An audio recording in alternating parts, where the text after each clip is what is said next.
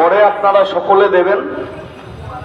এখন শপথ, আমরা যে শপথ গ্রহণ করতে চাই তা আমাদের পার্টির সম্পাদক কমরেড মোহাম্মদ সেলিম বলবেন এবং তার সঙ্গে আমরাও গলা মেলাবো।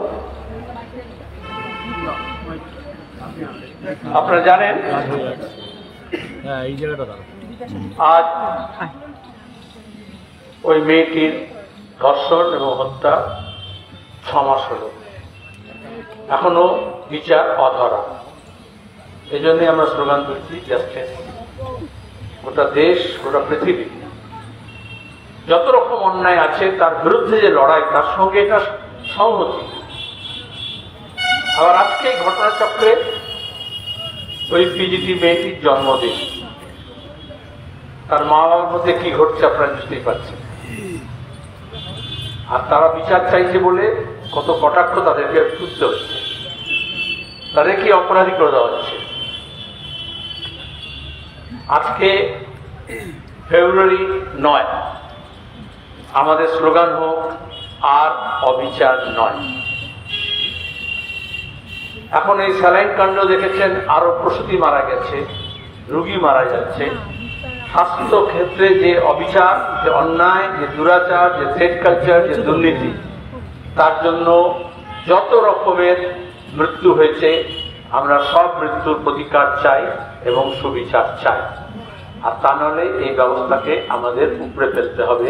যেখানে দাঁড়িয়ে একজন মানুষ তার সন্তানের মৃত্যুর বিচার পেতে পারে না। সুপ্রিম কোর্ট থেকে সিবিআই, কলকাতা পুলিশ, স্বাস্থ্য দপ্তর, রাজ্য সরকার, আমরা নানান ধরনের টাল বাহানা দেখেছি, অনেকের প্রত্যক্ষ এবং পরোক্ষ হস্তক্ষেপ দেখেছি।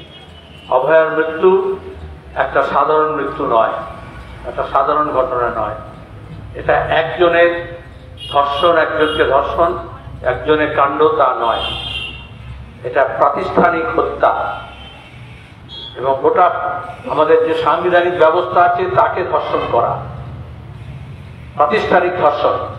আর এই জন্যই গোটা প্রতিষ্ঠান কলকাতা থেকে দিল্লি নেমে পড়েছে এটাকে যাতে প্রতিকার না হয়, সত্য যাতে না বেরোয় সেজন্য।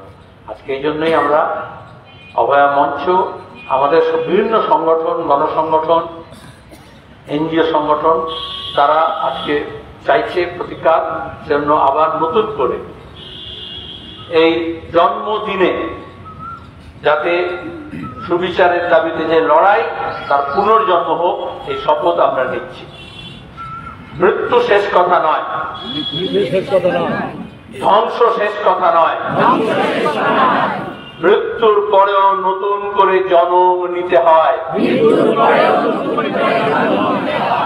ধ্বংস স্তূপের ওপরে দাঁড়িয়েও নতুন করে নির্মাণ করতে হয়।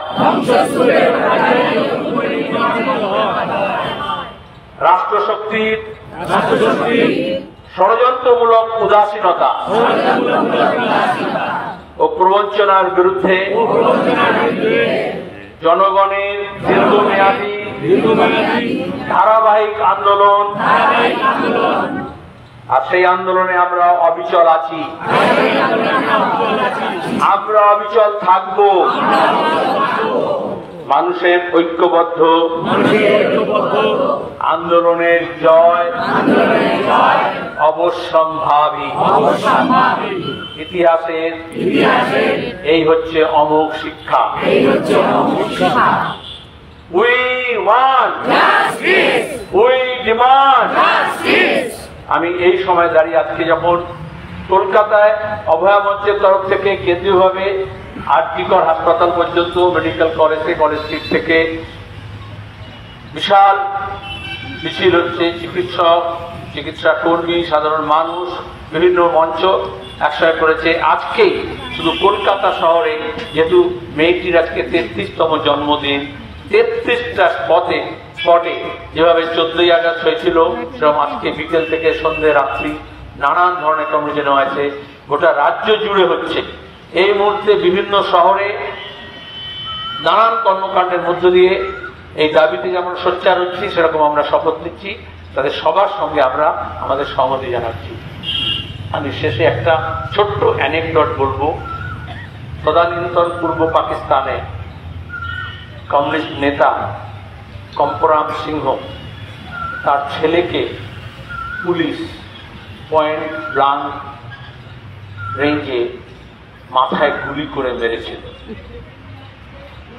তার সেই সন্তানের মা, তার নাম হচ্ছে জয়মণি সিংহ।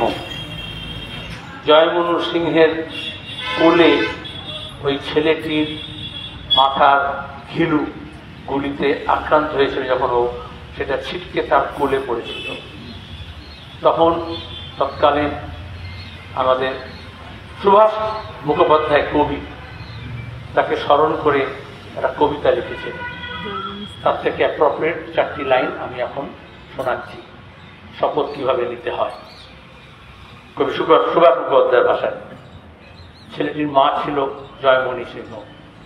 জয়মণি স্থির হও, হে কাল বৈশাখী শান্ত হও, এই পৃথিবীতে ভর দিয়ে দাঁড়িয়ে দেখো, আমি জটায় বাঁধছি বেদনার আকাশ গঙ্গা।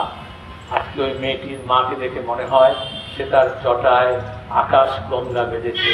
আমাদের নতুন করে সেই জটা থেকে নতুন ভাগীরথী বিচারের জন্য আনবো, এই শপথ নিচ্ছি। ধন্যবাদ।